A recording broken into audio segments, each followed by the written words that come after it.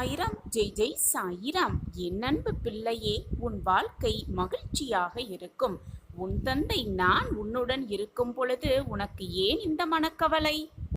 உன்னுடைய பிரச்சனைகள் எல்லாம் முடிந்து விட்டது.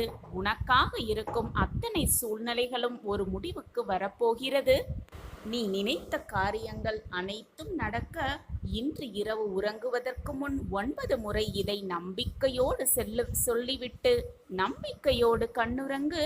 நாளை நீ எதிர்பார்த்த இடத்திலிருந்து ஒரு நல்ல தகவல் நிச்சயமாக உன் செவிகளுக்கு வந்து எட்டும். இரவில் உறக்கமில்லாமல் தவிக்கும் என் பிள்ளையே, உன் சாயப்பா கூறுவதை நம்பிக்கையோடு செய்து பார். நம்பிக்கையோடு செய்து பார். செய்துவிட்டு நம்பிக்கையோடு உறக்கம் கொள். இதுவரை அன்னமில்லாமல் உறக்கமில்லாமல் கழிந்த உன் நாட்களெல்லாம் ஒரு முடிவுக்கு வரப்போகிறது. உன் கஷ்டகாலமெல்லாம் இன்று இரவோடு ஒரு முடிவுக்கு வரப்போகிறது. என் பிள்ளையே, காலமும் உன்னை சுற்றியுள்ள மனிதர்களும் உன்னை காயப்படுத்தும் பொழுது, உன் மனதை வேதனைப்படுத்தும் பொழுது காயப்பட்டு விடாதே, நொந்து விடாதே.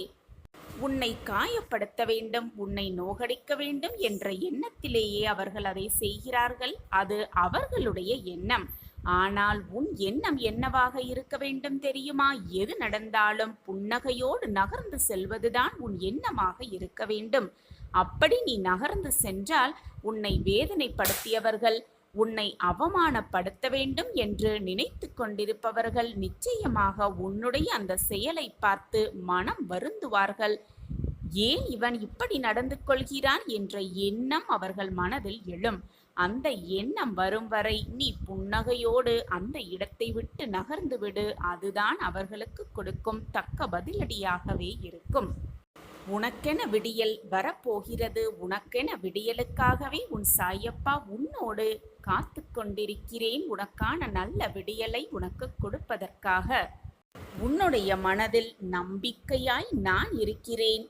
நீ எனக்கு செய்யும் சேவைக்கு நான் எப்பொழுதும் உனக்கு உறுதுணையாகவே இருப்பேன். உனக்காக அனைத்தையும் பார்த்து பார்த்து எப்பொழுதுமே செய்து கொண்டே இருப்பேன். இது என்னுடைய சத்திய வாக்கு குழந்தையே. இன்று நீ இப்படி இருப்பதற்கு நீதான் பொறுப்பு. நான் உனக்கு அனைத்தையும் வாரி வாரி வழங்கி கொண்டுதான் இருக்கிறேன். ஆனால் அதை உன்னால் ஏற்றுக்கொள்ள முடியாமல், புரிந்து கொள்ளவும் முடியாமல் உனக்கு இருக்கும் பிரச்சனைகளால் நீ மனவேதனைப்பட்டு கொண்டிருக்கிறாய், மனக்குழப்பத்தில் இருக்கிறாய். அதனால் எதனையுமே உன்னால் புரிந்து கொள்ள முடியாமல் குழம்பி போய் தவித்து கொண்டிருக்கிறாய். அனைத்தையும் மறந்துவிடு. போனது போகட்டும். அனைத்தையும் விட்டுவிடு. உன் வாழ்க்கையில் உனக்கு கிடைக்க வேண்டும் என்று எழுதப்பட்டது நிச்சயமாக உன்னிடம் வந்து சேரும். அதை உன்னை தவிர வேறு யாருக்கும் செல்ல நான் அனுமதிக்க மாட்டேன். உன்னுடைய கஷ்டகாலமெல்லாம் முடியப் போகிறது. நல்ல காலம் நமக்கு துவங்கப் போகிறது. நமக்கான விடியல் நமக்கு வரப்போகிறது என்ற நம்பிக்கையோடு இதை 9 முறை சொல்லிவிட்டு நிம்மதியாக உறக்கம் கொள். நாளை விடியல் சர்வ நிச்சயமாக உனக்கானதே. சாயி சாயி என்று சொல்லுவோர்க்கு எப்பொழுதுமே துன்பங்கள் வருவதும் இல்லை. வந்த துன்பங்கள் கூட விலகி ஓடிவிடும் சாயி சாயி என்று சொல்லுவதினால். அப்படி நம்பிக்கையோடு இன்று இரவு ஓம் சாயி ஓம் சாயி என்று 9 முறை சொல்லிவிட்டு சாயப்பாவிடம் அனைத்து பிரச்சனைகளையும் ஒப்படைத்துவிட்டு, அவர் காலடியில் வாழ்க்கையையே ஒப்படைத்துவிட்டு, என் வாழ்க்கையை பார்த்து கொள்வது உங்கள் பொறுப்பு சாயிநாதரே என்று அனைத்தையும் ஒப்படைத்துவிட்டு உன் வேலையை செய்ய துவங்கு. உனக்கான விடியல் உனக்காகவே விடியும் நாளை. நான் உனக்காகவே அனைத்தையும் பார்த்து பார்த்து செய்வேன் என்ற நம்பிக்கையோடு இரு. சாயப்பா இருக்க உனக்கு ஏன் மனக்கவலை? மன நிம்மதியில்லாமல் தவிக்கும் என் பிள்ளைக்கு நல்ல வாக்கு, நல்ல செய்தியை கூற இன்று உன்னை தேடி உன் சாயப்பா வந்திருக்கிறேன். நீ பட்ட துன்பங்கள் எல்லாம் ஒரு முடிவுக்கு வரப்போகிறது. உன் அப்பாவின் வாக்கு எப்பொழுதுமே பொய்யாகாது. உன் வாழ்க்கையில் உள்ள தடையெல்லாம் விலகி அதிர்ஷ்ட காற்றை நீ சுவாசிக்கப் போகிறாய். உன் மனதிற்கு இனியமையானவர், உன் மனதிற்கு வேண்டியவர் உன்னை நோக்கி வருவார். மனம் திருந்தி நான் அவரை வரவேற்பேன். இது நிச்சயமாக நடக்கும் உன் வாழ்வில். நல்லதை மட்டுமே நினை. நல்லது எப்பொழுதும் உன் வாழ்வில் நடக்கும். அதுவும் நிரந்தர நன்மையாகவே அது இருக்கும். தங்கமே, உன் மனதில் 1000 கஷ்டங்களும் 1000 வேதனைகளும் இருந்தாலும் கூட அந்த கோபத்தை மற்றவர்களிடம் காண்பிப்பது மிக மிக தவறு. உன் சாயப்பா உன் அருகில் இருக்கும் பொழுது நிச்சயமாக நீ மகிழ்ச்சியாகவும் சந்தோஷமாகவும் வாழ்வாய். உன் வாழ்வில் உள்ள தடைகளையெல்லாம் நீக்கி உன் வாழ்வில் புதிய புதிய மாற்றங்களை நான் என் பிரியமான கண்மணிக்காக நிச்சயமாக செய்வேன். இது உன் சாயப்பா உனக்காகவே கொடுக்கும் சத்திய வாக்கு. அதற்கு உன் வாழ்வை மாறுவதற்கு உன் சாயப்பாதான் பொறுப்பு. என்னுடைய ஆசிர்வாதம் எப்பொழுதுமே என் பிரியமான கண்மணிக்கு உண்டு. என் ஆசிர்வாதத்தை போல உனக்கு வேண்டியது, நீ ஆசைப்படுவது, என்னிடம் வரமாக கேட்டது, என் காலடியில் வந்து எதற்காக பிரார்த்தனை வைத்தாயோ அந்த விஷயம் எல்லாமே நடக்கும். நிச்சயமாக நடக்கும். இது உன் சாயப்பாவின் சத்திய வாக்கேதான். அதற்கான எல்லா வழிமுறைகளும் எல்லா முயற்சிகளும் உன்னை வந்து சேரும்படி நான் தீர்க்கமாக செய்வேன். நானே துணை நின்று உன்னையும் உன் வாழ்வையும் உன் குடும்பத்தாரையும் காப்பேன், காத்து வழி நடத்துவேன். எனக்கு மட்டும் ஏன் இந்த கஷ்டம்? என் வாழ்க்கையில் மட்டும் ஏன் இவ்வளவு பிரச்சனைகள் சூழ்ந்து கொண்டிருக்கிறது? இரவு முழுவதும் தூக்கம் இல்லாமல் அழுது புலம்பிக் கொண்டே இருக்கிறேனே. எத்தனை காலம்தான் இந்த துன்பத்தோடும் துயரத்தோடும் நான் போராடிக் கொண்டே இருக்க வேண்டும்? இதற்கு ஒரு முடிவே இல்லையா? இதற்கு ஒரு விடிவு காலமே இல்லையா என்ற ஆதங்கத்தோடு நீ என்மேல் கோபமும் படுகிறாய். சில சமயங்களில் இந்த வாழ்க்கையை ஏன் வாழ வேண்டும், எனக்கு ஏன் இந்த வாழ்க்கை இப்படி அமைந்திருக்கிறது என்று தவறான முடிவுக்கு கூட செல்லவும் துடிக்கிறாய். உன்னுடைய மனவேதனையெல்லாம் ஒன்று சேர்ந்து உன்னை இப்படி நினைக்க வைக்கிறது. உன்னை இந்த அளவிற்கு சிந்திக்கவும் வைக்கிறது. இதனால் உன் முகம் வாட்டமாகி விடுகிறது. உன் குறைகளையெல்லாம் மற்றவர்களிடம் சொல்ல துடிக்கிறாய். ஆனால் சொல்லவும் முடியாமல், மெல்லவும் முடியாமல், வாழ்க்கையை வாழவும் முடியாமல், அந்த வாழ்க்கையிலிருந்து வெளியே வரவும் முடியாமல், என்ன செய்வது ஏது செய்வது என்று கூட தெரியாமல் நிர்கதியாய் நிற்பது போல நின்று கொண்டிருக்கிறாய். யாராவது வருவார்களா? வந்து வாழ்க்கையிலிருந்து, இந்த கஷ்டமான சூழ்நிலையிலிருந்து மீட்டெடுப்பார்களா என்று கண்ணீரோடு காத்து கொண்டிருக்கிறாய். வழியில் எதிர்பார்த்து அனைவரையும் பார்த்து கொண்டே இருக்கிறாய். உன் வேதனை தாங்க முடியாமல் சில சமயம் மற்றவர்களிடம் அதை புலம்புகிறாய். உன் சாயப்பாவிடம் வந்து கண்ணீர் சிந்தி அழவும் செய்கிறாய். நமக்காக உதவி செய்ய இந்த உலகத்தில் யாருமே இல்லை. நம்மை காப்பாற்ற, இந்த கஷ்டமான சூழ்நிலையிலிருந்து மீட்டெடுக்க எவருமே துணைக்கு இல்லை என்று ஆதங்கப்படுகிறாய். பிரியமான குழந்தையே, யாராவது வருவார்களா? வந்து வாழ்க்கையை மீட்டெடுப்பார்களா? நல்ல வழியில் அழைத்து செல்வார்களா என்று ஏக்கத்தோடு காத்திருக்கிறாயே. உனக்காக உன் அப்பா உன் அருகிலேயே நின்று கொண்டிருப்பது உன் கண்களுக்கு தெரியவில்லையா? புரியவில்லையா? அல்லது புரியாமல் நிற்கிறாயா? என் பிரியமான குழந்தையே, ஒன்றை மட்டும் நினைவில் வைத்துக்கொள். தாங்கவே முடியாத கஷ்டத்தை எப்பொழுதுமே என் பிள்ளைகளுக்கு நான் கொடுப்பதே இல்லை. கஷ்டத்தை உருவாக்குவேனே தவிர, அது உன் வாழ்க்கையை நீ புரிந்து கொள்வதற்காகத்தான் அதை நான் உருவாக்குவேன். அப்படியில்லாமல் நீ வாழ்க்கையே வெறுப்பதற்காக அந்த போராட்டம் உனக்கு உன் அருகில் வரவே வராது. அதற்காகவும் நான் அந்த போராட்டத்தை உருவாக்குவதும் இல்லை. எந்த ஒரு பிரச்சனைக்குமே தீர்வு இல்லாமல் இருக்கவே இருக்காது. நீ இப்படி மனப்போராட்டத்தோடு புலம்பிக் கொண்டே இருந்தால் அதற்கான தீர்வை எப்படி உன்னால் யோசிக்க முடியும்?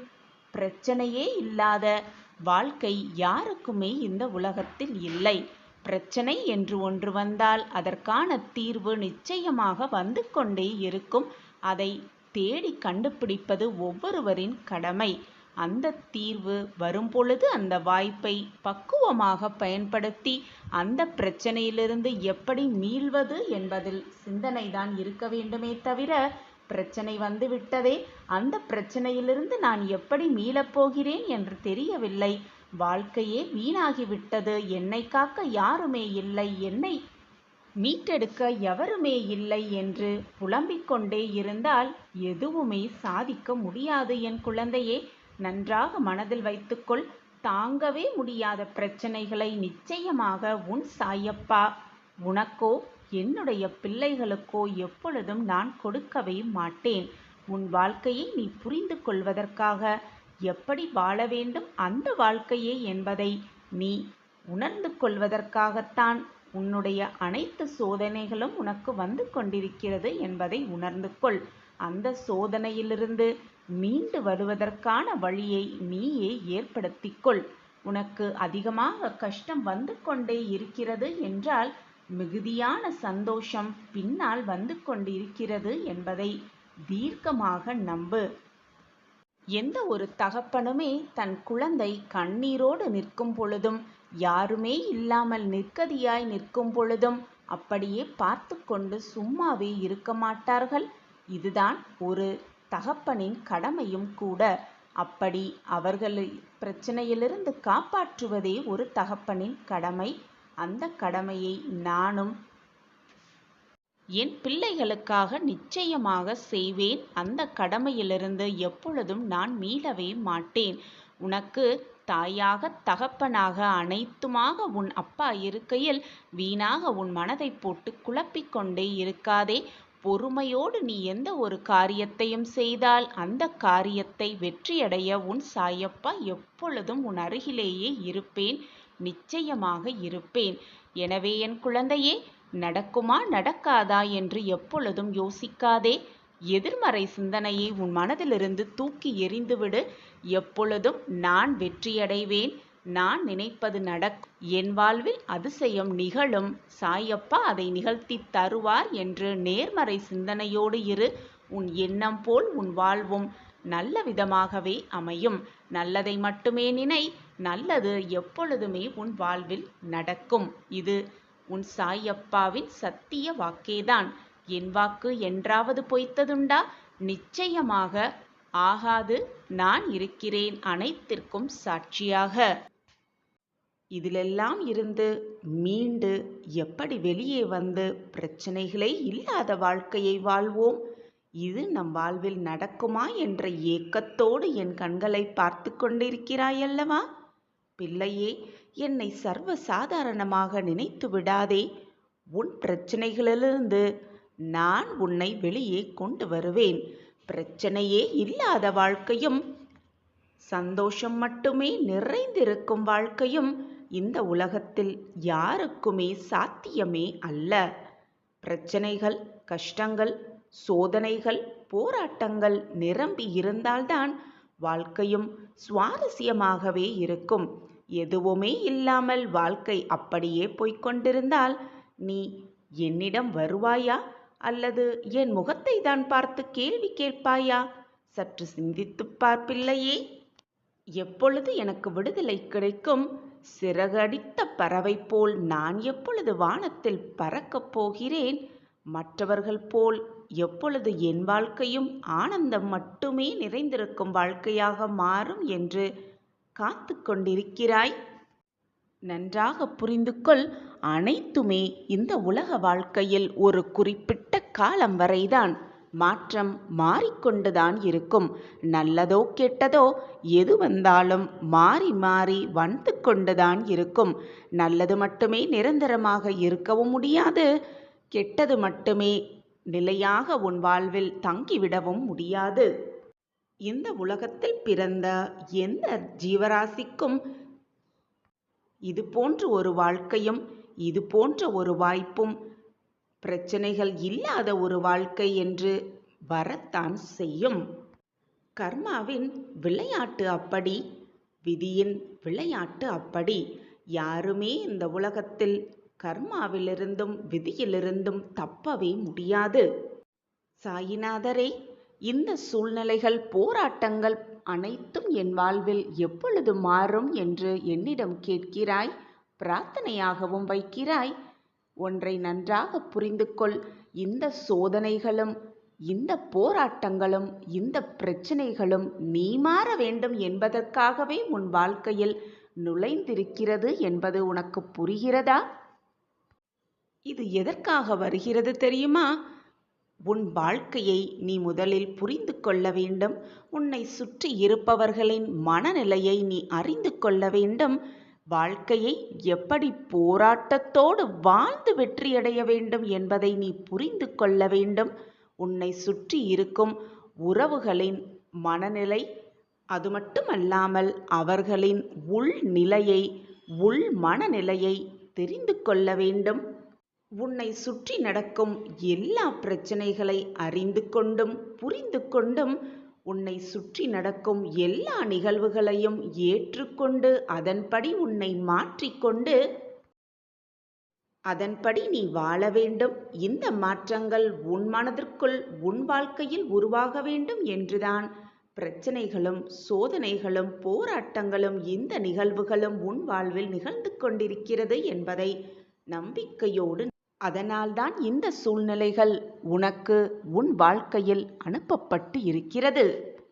எனவே பிரச்சனையே இல்லாத வாழ்க்கை எனக்கு வேண்டும், போராட்டமே இல்லாத எனக்கு வாழ்க்கை வேண்டும் என்று பிரார்த்தனை செய்வதை விட, எண்ணிக்கொள்வதை விட, அந்த பிரச்சனைகளை நாம் எப்படி சமாளிக்கலாம் என்று உன்னையே மாற்றிக்கொள். அந்த பிரச்சனைகளை எதிர்த்து போராடும் தைரியத்தை உன்னுள் வளர்த்துக்கொள். எது வந்தாலும் தைரியமாக எதிர்த்து நின்று போராடு. உன் வாழ்க்கையை நெறிப்படுத்த, உன் வாழ்க்கையை சீர்படுத்த, உன்னையே உனக்கு யார் என்று புரிய வைக்கவும், உன்னை சுற்றி இருப்பவர்களை உனக்கு விளக்கி காட்டவும் தான் அனைத்தும் உன் வாழ்வில் நிகழ்ந்து கொண்டிருக்கிறது. இது பரீட்சையாக கூட இருக்கலாம்.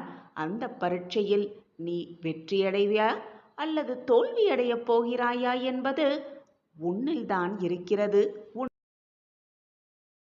குழந்தையே, உன்னுடைய பேச்சு முதல் செயல் என எல்லாவற்றுக்கும் ஒவ்வொன்றுக்கும் தனித்தனி எதிர்வினை அல்லது கர்மாவும் உண்டு என்பதை புரிந்து கொள். எதிர்வினை என்றால் என்ன, கர்மா என்றால் என்ன என்பதை புரிய வைப்பதற்கு இந்த கதை மூலம் உனக்கு சில பதிவுகளை புரிய வைக்கப் போகிறேன் உன் சாயிநாதர். முன்னொரு காலத்தில் அரசன் ஒருவன் அந்தணர்களுக்கு உணவளிப்பதை வழக்கமாக கொண்டிருந்தானாம். அப்படி ஒரு நாள் உணவளித்து கொண்டிருக்கையில் வானில் ஒரு கழுகு தன் இரையான இறந்த பாம்பு ஒன்றை தன் கால்களில் பற்றி கொண்டு கடந்து சென்றதாம். பாம்பின் வாயிலிருந்து ஒரு துளி விஷம் அரசன் வைத்திருந்த உணவு பாத்திரத்தில் விழுந்துவிட்டது. எவருமே அதை கவனிக்கவே இல்லை. அரசன் அந்த உணவை ஒரு அந்தணருக்கு அளிக்க அதை உண்ட மறுகணமே அவர் இறந்தே போனார். அரசன் மிகவும் வருத்தமடைந்தானாம். கர்மாக்களுக்கான வினைகளை நிர்ணயிக்கும் சித்திரகுப்தனுக்கு குழப்பமாகிவிட்டது. யாருக்கு இந்த கர்ம வினையை கொடுப்பது? கழுகிற்கா, பாம்பிற்கா அல்லது அரசனுக்கா? கழுகு அதன் இரையை தூக்கி கொண்டு சென்றது. அது அதன் தவறு அல்ல.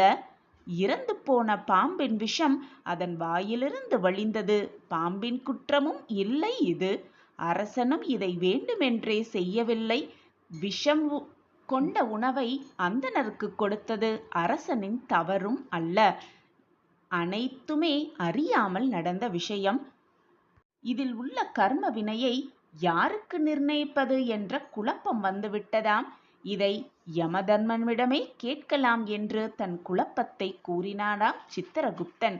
இதை கேட்ட யமதர்மன் சற்று நேர சிந்தனைக்குப் பிறகு இதற்கான விடை விரைவில் கிடைக்கும் என்று கூறிவிட்டு சென்று விட்டாராம். காலம் வரும் வரை பொறுமையாக இருக்கும்படி யமதர்மராஜா சித்திரகுப்தனுக்கு அறிவுறுத்திவிட்டு சென்று விட்டாராம். அதற்கான நாளும் வந்தது. சில அந்தணர்கள் உதவி கேட்டு அந்த அரசனை காண சென்றார்கள். அரண்மனைக்கு வழி தெரியாமல் சாலையோரமாக வியாபாரம் செய்து கொண்டிருந்த பெண்மணி ஒருவரிடம் வழி கேட்டார்களாம். அவளும் சரியான பாதையை அவர்களுக்கு விளக்கிவிட்டு அவர்களிடம் ஒரு விஷயம், சற்று நில்லுங்கள் என்று கூறினானாம் அந்த பெண்மணி. சற்று எச்சரிக்கையாக இருங்கள், அந்த அரசன் அந்தணர்களை கொல்பவன் என்று கூறினாளாம். இந்த வார்த்தைகளை அவர் கூறி முடித்ததும் சித்திரகுப்தனுக்கு தெளிவு பிறந்துவிட்டது. அந்தணரை கொன்ற கர்மாவின் வினை அந்த பெண்மணிக்கே என முடிவும் செய்துவிட்டாராம். இதிலிருந்து குழந்தையே, நீ புரிந்து கொள்ள வேண்டிய விஷயம், மற்றவர்கள் மீது பழி சுமத்தும் பொழுது அதில் உண்மை இருக்குமானால் பழி சுமத்துபவர்க்கு அந்த கர்மாவில் 50 விழுக்காடு வந்து சேரும். பழி சொன்னதற்காக நடந்த எதையுமே உணராமல் அபாண்டமாக பழி சுமத்துவோருக்கே கர்மவினை அனைத்தும் வந்து சேரும் என்பதே நிதர்சனமான உண்மை. எனவே என் குழந்தையே, மற்றவர்கள் மீது பழி சுமத்தும் பொழுது யோசித்து அவர்கள் தவறு செய்திருக்கிறார்களா இல்லையா என்பதை புரிந்து கொண்டு பின் பழி சுமத்து. மற்றவர்களை பற்றி பேசும் பொழுது யோசிக்க வேண்டும். பேசும் பொழுதும் சரி, நினைக்கும் பொழுதும் சரி, எச்சரிக்கையுடன் நினைக்கவும் வேண்டும், பேசவும் வேண்டும். தர்மத்தின் முக்கிய விஷயமாக இந்த கர்மா இருக்கிறது. ஒவ்வொருவரும் செய்த பாவ புண்ணியத்தின் கணக்குப்படிதான் நம் வாழ்க்கை ஆட்டம் கொண்டிருக்கிறது என்பதை தெளிவாக புரிந்து கொள் என் கண்மணியே. திடீரென ஒருவர் உயர்வதும் திடீரென்று தாழ்ந்து விடுவதும் அவரவர் செய்த கர்மாவின் அடிப்படையில்தான் நடந்து கொண்டிருக்கிறது என்பதை புரிந்து கொண்டு மறந்தும் கூட மற்றவர்கள் மனதை காயப்படுத்தாதவாறு நடந்து கொள். வீணாக மற்றவர்கள் மேல் பழி சுமத்தாதே. மற்றவர்களை தவறாக எண்ணத்தோடு பார்க்காதே குழந்தையே. நாம் கொண்டு வந்த கர்மா முடிவடையாமல் இந்த பிறவியும் நமக்கு முடியப் போவதில்லை என்பதை புரிந்து கொள் என் கண்மணியே. கர்மாவை அனுபவிக்காமல், நாம் செய்த பாவ புண்ணிய கணக்கை தீர்க்காமல் இந்த உலக வாழ்க்கையிலிருந்து விடுபடவே முடியாது என்பதை புரிந்து கொண்டு செயல்படு. எப்பொழுதும் நேர்மையாக நடந்து கொள் என் பிள்ளையே. உண்மையாக இரு. மற்றவர்களுக்கு உண்மையாக இருப்பதை விட உனக்கே நீ முதலில் உண்மையாக இரு. மற்றவர்கள் பார்க்கிறார்களே என்று ஒரு செயலை செய்யாதே. உனக்கு எது நல்லது என்று தெரிகிறதோ, சரி என்று தென்படுகிறதோ அதை போல உன் வாழ்க்கையில் நடக்கப் பழகு. மற்றவர்கள் பார்க்கிறார்களே என்று தவறான பாதைக்கும் செல்ல வேண்டாம், சரியான பாதைக்கும் செல்ல வேண்டாம். உன் மனதிற்கு எது சரி என்று படுகிறதோ அதன்படி உன் வாழ்க்கையில் அடியை எடுத்து வைத்து கொண்டே இரு. அந்த வழி சிறப்பான வழி, உனக்கு தகுதியான வழி, நல்ல வழியாக இருக்கும்படி உன் சாயப்பா நான் பார்த்து கொள்கிறேன். நான் இருக்கும் வரை உனக்கு எந்த தீங்கும் நெருங்காமல் நான் பார்த்து கொள்கிறேன். என் வார்த்தைகளின் மீது நம்பிக்கை வைப்பாயா என் குழந்தையே? நம்பிக்கையும் பொறுமையும் என்றுமே சாஸ்வதம். உனக்கு நிகழும் எந்த நிகழ்வாக இருந்தாலும் அதை புன்னகையோடு, எந்த எதிர்பார்ப்பும் இல்லாமல் அப்படியே ஏற்றுக்கொள். ஓம் சாயிராம். என்னுடைய குழந்தைகளின் நல்வாழ்வுக்காகவே அவதரித்து வந்தவன் உன் சாயிதேவா. நீயோ நான் தேடி கண்டுபிடித்த பொக்கிஷமான புதையல். இந்த புதையலை திரும்பவும் மண்ணில் வீசி எரிய நான் எப்பொழுதும் விடவே மாட்டேன். நீ சாயியின் குழந்தை, என்னுடைய பிள்ளை. உன்னை கண்ணின் மணியாக எப்பொழுதுமே நான் பாதுகாப்பேன். என் அன்பு பிள்ளையே, எப்பொழுதும் தேவை உள்ளவற்றை மட்டும் உன் மனதில் வைத்துக்கொள். தேவையில்லாத சிந்தனைகளுமானாலும் சரி, தேவையில்லாத வார்த்தைகளானாலும் சரி, தேவையே இல்லாத உறவுகளானாலும் சரி, அதை முதலில் உன் மனதிலிருந்தும் உன் வாழ்க்கையிலிருந்தும் தூக்கி எறிந்துவிடு. அதுதான் உன் வாழ்க்கையை நீ அழகாக வாழ்வதற்கான இரகசியமாகவே இருக்கும். தேவையில்லாதவற்றை உன் வாழ்க்கையிலிருந்து நீ நீக்கிவிட்டாலே, தூர எறிந்து விட்டாலே, வரப்போகும் ஆபத்திலிருந்து நீ முற்றிலுமாக காப்பாற்றப்படுவாய். என் அன்பு கண்மணியே, நீ உன் வாழ்வில் செய்ய வேண்டிய மிக முக்கியமான விஷயம் என்ன தெரியுமா? உன்னுடைய மனதிலிருந்தும் உன் எண்ணங்களிலிருந்தும் தேவையில்லாதவற்றை நீக்கிவிட்டு நல்ல எண்ணங்களை உள்ளே புகுத்தி கொள்ள வேண்டும். நல்ல எண்ணங்களை நீ உள்ளடக்கினாலே உனக்கு தானாகவே உன் எண்ணம் போல், உன் சொற்கள் போல் உன் வாழ்வும் மகிழ்ச்சியாகவும் சந்தோஷமாகவும் மாறிவிடும். இதை ஒவ்வொருவரின் கடமையாகவே நினைத்து கொண்டு தினம்தோறும் செய்ய வேண்டும்.